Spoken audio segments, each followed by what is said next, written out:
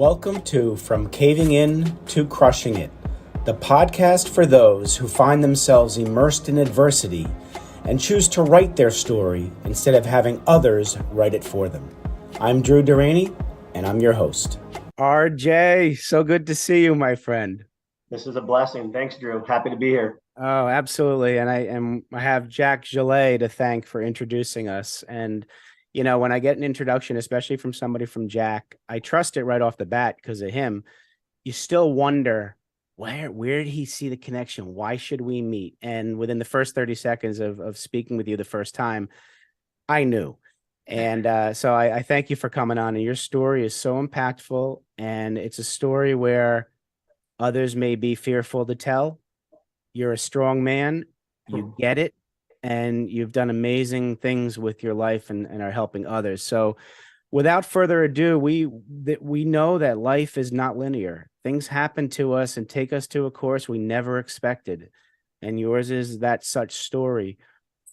Share with us some defining moments as far back as you can recall. Pick it wherever you feel it was most impactful that really helped transform you and mold you to who you are today and what it took to wake you up.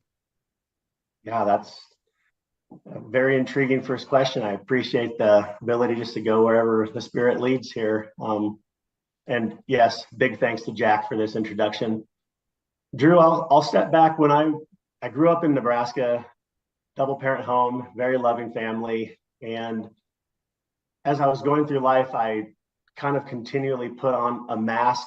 I lived in a version of myself that I just wanted to portray to others, that I was confident, that I was full of joy, and that I was living my best life, even as I was going through high school and into college. And what that managed to do to me was build this false sense where I lived with a lot of distortions of where my true identity lied. And when I became a teacher, some of those distortions began to really show themselves, where I only found value in my own life and my journey by the amount of games I won coaching, the amount of attention I got speaking, the amount of accolades I got while in front of a classroom and educating these kids. And I chose to make a decision that landed me in a 20-year prison sentence. And still inside of that jail, not understanding really the root of why I made the decisions I did that got me this sentence, really forced me to step into some of my distorted beliefs, some of my irrational thoughts. And what allowed me to happen there was I came into contact with two unbelievable mentors and best friends in life that continually showed up over and over again in this prison and helped me walk through some of the junk, the lies, the evil thoughts that ultimately caused me to corrupt a family, a marriage, an entire community.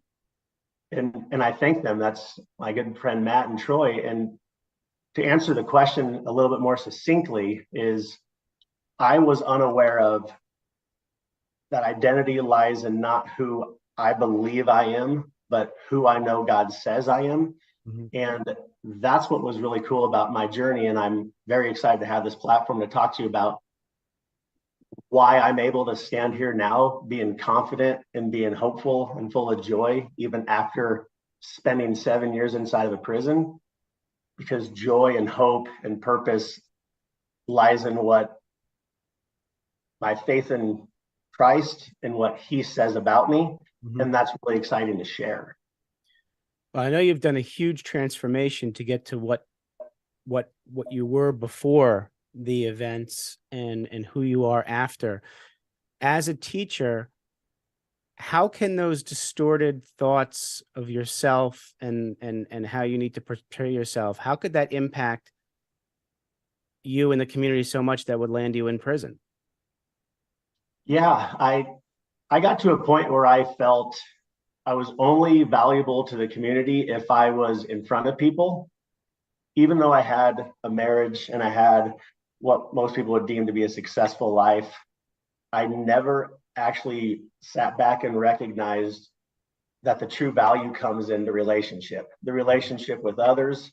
But like I said, that relationship with yourself and being comfortable in your own body, in your own belief on who you are, and not letting all the external factors kind of define myself. Right. So I was chasing always after the next rush, the next accolade, the next amount of attention.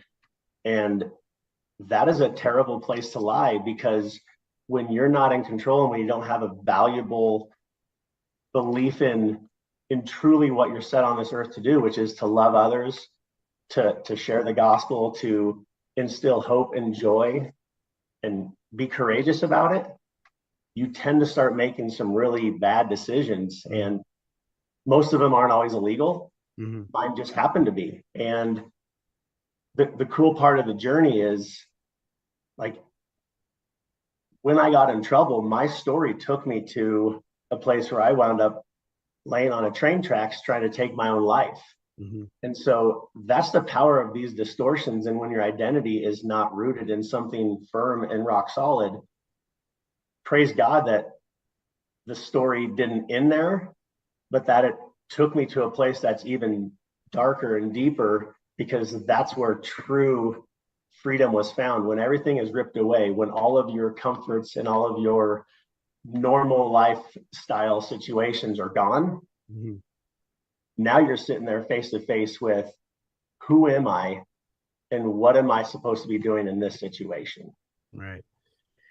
So if you can be specific in what was the transgression, then get to the part where you're on the tracks and where there was God intervention and you didn't realize it at that time. Yeah, totally. And then one of the biggest defining moments when you were in prison, when you realized God was showing up. I think if you can go that very quickly, that process. Yeah. As a math educator, I ended up having an inappropriate sexual relationship, illegal sexual relationship with one of my students. And as I said, that is what eventually got me a 20-year prison sentence. Well, prior to going into prison, clearly, I didn't think I was strong enough, capable to deal with that consequence. So I quickly decided I can't deal with this, so I'm going to go and take my life. So one evening, I gave my best friend, my brother, my mom, my dad a phone call and said, I love you guys, but I've committed a crime that I'm not able to deal with the consequences. I'm going to go lay on the train tracks, and this is the last time you'll talk to me. And I'd made that decision just because I know trains don't lose. Mm-hmm. And laying on that train track that night, I was brought up around trains. I grew up in Nebraska, where trains are a big part of it. My dad drove a train for over 30 years. Mm-hmm. And I know how to tell if a train's coming. You feel the tracks, and if that train track is vibrating, even if you don't see it, that's the track the train is on. And there was multiple tracks there. It was a pretty busy part of the city of Denver. And so I laid down, covered myself in a black sweatshirt, and the train goes on the track behind me. And I get up just hyperventilating and really freaking out a little bit about what just happened. And I didn't know at the time. I had zero relationship with God. That was the first of very many miracles that he did in my life and is still continuing to do. But what came from that was I eventually, with the support of my dad and my mother and my whole family, I went and turned myself in and began the journey through prison. And it was not an easy journey. Within the first 72 hours, there was 3 guys who came into my room because they'd found out about my offense and had prison shanks out and were threatening to kill me. So I had to leave that prison without even making it a weekend. And then I get to a second prison, and similar situation. About 6 months later, the same kind of a gang showed up and is not pleased with who I am and that I'm living in their cell house, which is always a weird dichotomy, that you're inside of a prison full of men who've made a litany of different mistakes and crimes, but they can still find a way to point a finger and say, well, at least I didn't do what you did. And that was about the pinnacle of where I really started to see God work, when I was able to look in the past. About 45 minutes before a murder attempt would have been taking place on my body, I was swooped up, moved to a different part of the facility, hid for about 4 or 5 months, where I eventually personally went and asked to be placed into protective custody because I've now been threatened to be killed twice in 6 months, and I've still got 19 and a half more years of this to go. Yeah. My mom and my dad came to the prison to visit me, and I had all but lost dang near all of my social skills because I was stuck in a cell for 23 hours a day, not able to speak to anybody. And my dad's looking at me and he's seeing that his son is literally deteriorating in front of him. Mm-hmm. And the thought no longer was, how do we thrive through this? It immediately turned to, how do we survive this? Yes. And so we had asked to go to protective custody. State of Colorado thought that was not the best idea. So they sent me off to another prison against my own wishes and against my own complaining. And right. So thankful for that, because that is where I ran into Chaplain Matt and Chaplain Troy and Chaplain Abner and a whole bunch of other men who just continue to show up and pour love and joy and compassion, regardless of your past. Right. None of them have ever condoned it. No one in my life has ever condoned it. I don't condone it. What I did was illegal, massively inappropriate. I take full responsibility, but understanding the gospel, understanding what Jesus Christ has done, and understanding the power of redemption, like that was a 3-year like hyper-focused masterclass on dealing with your distortions. Yes. And dealing with literally the things that were the worst part about you, and watching when you no longer live in shame of those and be secretive of those, but you bring them to the forefront, you identify them, you lay them at the foot of the cross, and you just really step courageously into what your callings and your gifting are. I found more freedom inside of a 8x10 prison cell than I ever had in my first 30 years as a coach and a teacher. That is unbelievable. And that's such an impactful comment that one wouldn't think that that's possible. And there were certain people who allowed that to be possible. When did you become one of those people who helped you? Because I know at one point you were still doubting stuff, still pushing back. There was a moment where you understood how you could be one of those men you just talked about, no judgment, and help and believe in God and help somebody else get out of that dark hole. Yeah, the first 3 years when I was at Colorado Territorial Prison, once I kind of gave my life to the Lord and I had asked 1,000 questions that were in no order whatsoever that had to do with the Bible, like not even understanding that there was a New and Old Testament. I was that new to this. Yeah. But once I kind of began to feel some of the release and the freedom, I just kind of stepped fully in and was asking these mentors and chaplains and guys that I was around, like, well, now what am I supposed to do? And their answer was so weird at the time. They're like, well, pray and see what God's calling you to do. And at the time, that was so ridiculous. But I started to feel this spirit and this in my heart say, just love those that come around you. And for me, a friend of mine told me this phrase. He calls it me three, which is God's first, the person who's in front of me is second, and I'm the third most important person in any situation. Which was totally opposite of how I used to live my life. Yes. I would have been like me 1, 2, 3, 5, and 6. Yeah. And when I started to take on that mindset of whomever walks in front of me today, I'm going to do my best to just love them, to care about them. And I don't care one bit about what you've done in your past. Clearly, we're all in prison. Right. I'm just going to support you and encourage you and just see how I can best help you. And it wasn't easy those first 3 years. I struggled. I still struggle doing that. But I continually showed up in these moments and saw God work these unbelievable miracles to where I know God is with us and he's for us and he's still in the miracle business. And if I can just take a few minutes to tell you about one of these moments that has just changed my whole perspective on stepping in courageously and just loving people. We would go down in the prison. I worked for the chapel, And every Friday after I'd set up the Muslim service in the chapel, they'd ask for some privacy. So we would leave.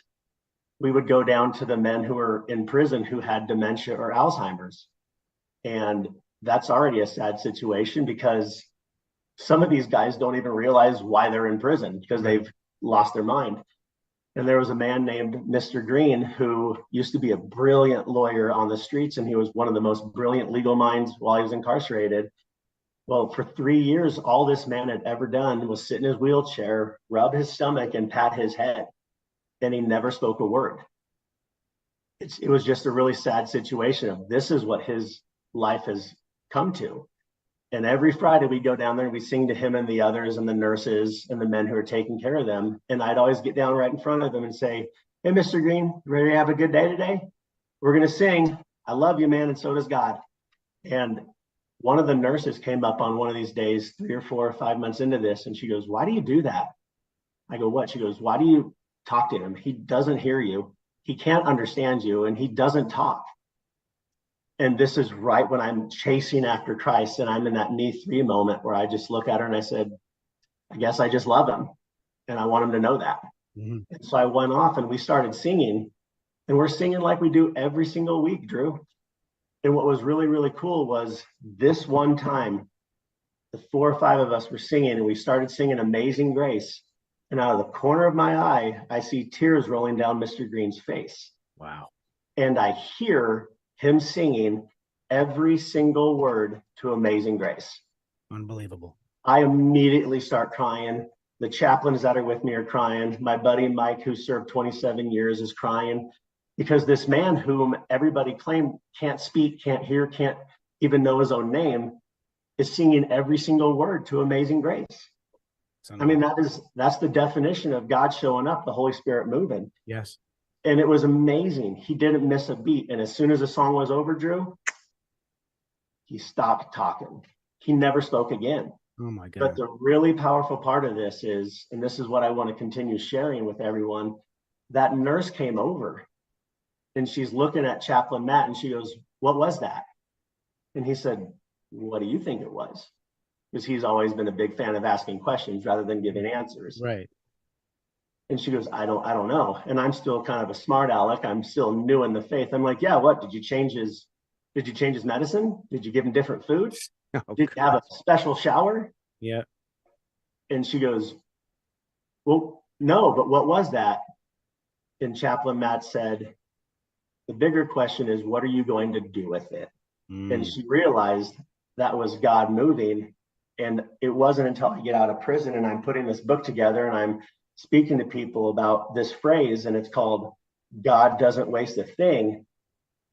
The God that I serve, the God that loves me so much that he showed up in a prison cell and on that train track to save me, he wasn't going to waste Mr. Green's 3 years of silence, because the first words he spoke, that loud roar, Drew, that nurse gave her life to the Lord. Wow. Because you can't witness that and not be moved. Yes, absolutely. You can't just chalk it up to a good day. You can't. And that's my passion, is helping and sharing hope and joy with people who need to know that God's still in the miracle business and he's not going to waste their life or their circumstance. And so I know that's a really long answer to get your initial question, but I didn't step fully into being one of those mentors until I got moved away from that prison where I was reliant upon my chaplains and my support. That's when I showed up at another prison called Fremont, and I really, truly just kind of stepped in and was like, "All right, God, you've shown up for 3 and 4 years now. Whatever you tell me to do, I'll do." Yep, that was it. Very powerful. All right, before I get to my last 2 questions, I want to give the audience a sense of what it was like when you got word that your day of freedom was coming, and briefly explain when you stepped out of the prison cell to a different form of freedom and we're out in the real world. And then I'll ask you the last 2 questions, and then you can tell us what you're doing now with your business and life.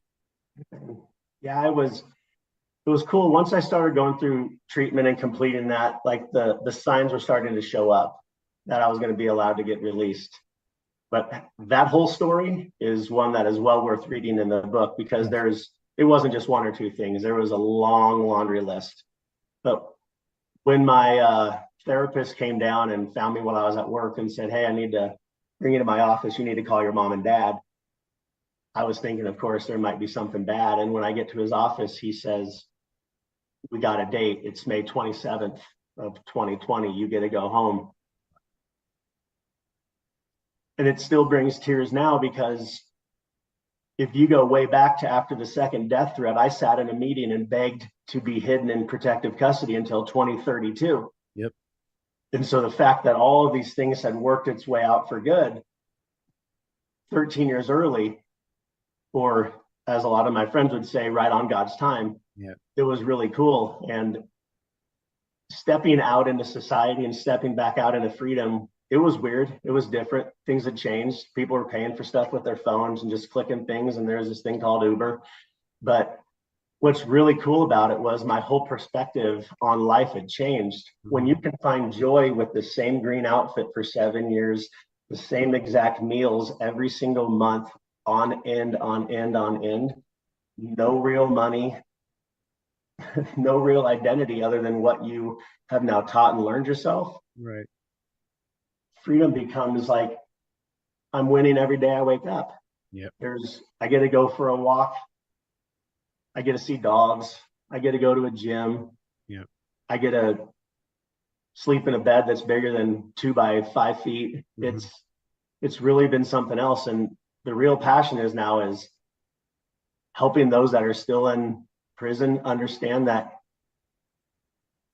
joy and purpose is not defined by your circumstances or your address. Yep.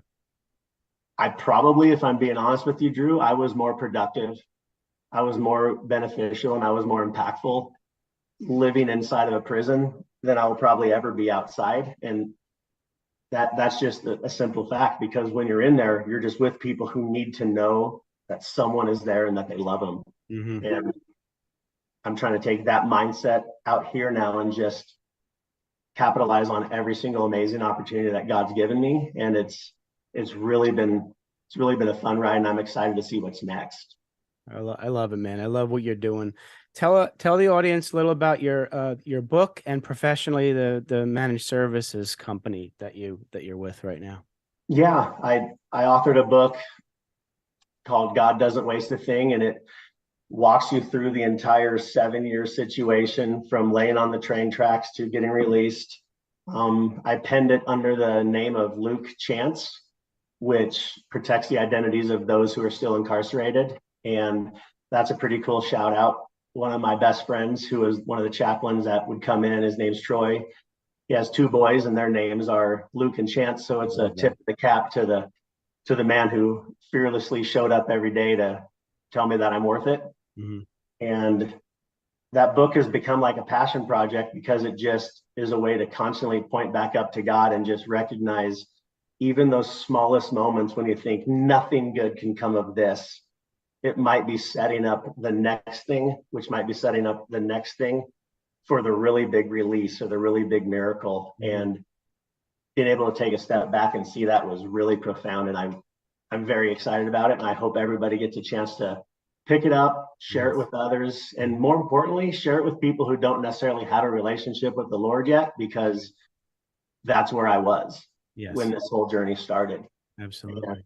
And to talk a bit, I work for a company. We're a faith-centered company, Uncommon Solutions, in Denver, Colorado, and we do exceptional IT work. We help out companies with any of their IT headaches, and that's been a joy to just step into a company that cares about people as much as they care about their business.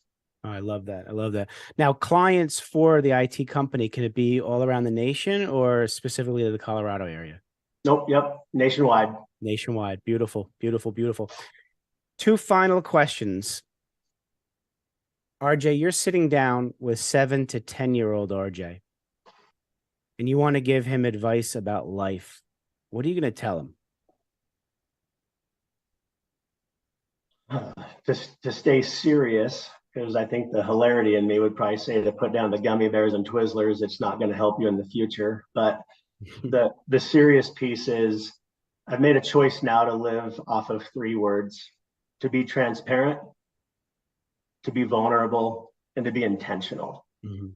And Wow. that is not just with others, but with myself. And so I'd tell my younger self to step into some of the hard truths, to have some of the hard conversations. And when you're speaking with your loved ones, your support, your friends, your mom, your dad, young RJ, try doing this. Try being very vulnerable and not worrying so much about what others might think about you and what may come from being honest and having a scary conversation.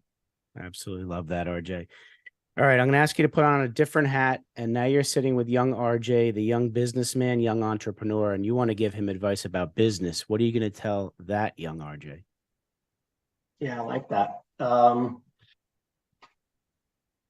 I really love the idea of relationships pretty much over anything else. So I would tell the young entrepreneur and businessman is to focus solely and strictly on the heart and the person, the man, the woman that's in front of you, what their need is, what their goals may be, and try to connect with the person instead of pushing an agenda of getting more, winning more sales, moving on to what others in society may think is the better job. Chase after your passion, chase after what you feel now I can say it, God is calling you to do, Mhm, and mhm. focus on the relationship piece of it. And if I have this piece right, the rest of it's going to take care of itself. And you're going to find yourself in an opportunity to do a lot of good work and help a lot of people find joy and hope. I love that, RJ.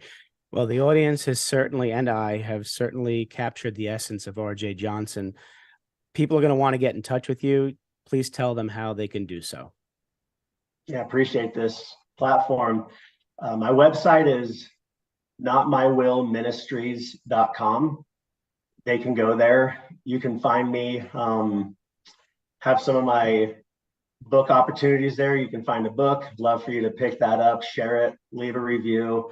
Also, there's an opportunity to go on there and book me for a speaking engagement. I'm really passionate about sharing this testimony and sharing what God has done for me. So if there's a church or a men's group or even a Rotary Club or a college, whatever it might be, if there's someone who has an interest in hearing someone who's persevered through some difficult times and come out more joyful instead of being bitter, being better, I'd really love to step into that conversation. So you can find that on there too. And I have a goal to get right now 200 donors, 200 people, faithful supporters who want to tithe, who want to step in and support $25 a month, because the money that is raised through this goes to support those men and women who are still incarcerated. Mm-hmm. Good. And $25 in the community, I love that. Continue to support your food banks and your churches. But a part that people don't recognize much is the prison economics. A normal inmate only makes $12, and when a phone call is $2.50 and a stamp is still 50 cents and soap is still something you need to purchase, $25 can reunite families. It can reconcile relationships. That can provide one inmate 10 letters and 5 phone calls home a month, Wow. which is life changing. If I didn't have the ability to talk to my mom and my dad when I was locked up, I honestly, Drew, don't know where I would be right now. I know. So, Oh, wow. That hit me. RJ, thank you. I'm grateful you're in my life and that we're friends and that you're on the journey you're on, and keep doing it. You're making such a difference in people's lives. Thanks again for coming on, my friend. big pleasure. Appreciate you. God bless you, and God bless all you who are listening. Thanks. God bless you too. Thank you so much, everybody. Be well and be happy, and go where your heart leads you. Thanks so much for listening. If you enjoyed the episode, please subscribe and give us a review to help others find it. I'd like you to answer this question. Are you living the life you want to live, or are you living the life others want you to live? I'd like you to think about that for a second, because I strongly suggest you live the life you want to live. If you want to learn more about what I stand for and my services and how I'm able to help many men get out of their own way, please go to my website at www.profitcompassion.com. Feel free to also email me at drew@profitcompassion.com. I'd love to have a conversation with you. Take care of yourself and choose to write your own story instead of letting others write it for you.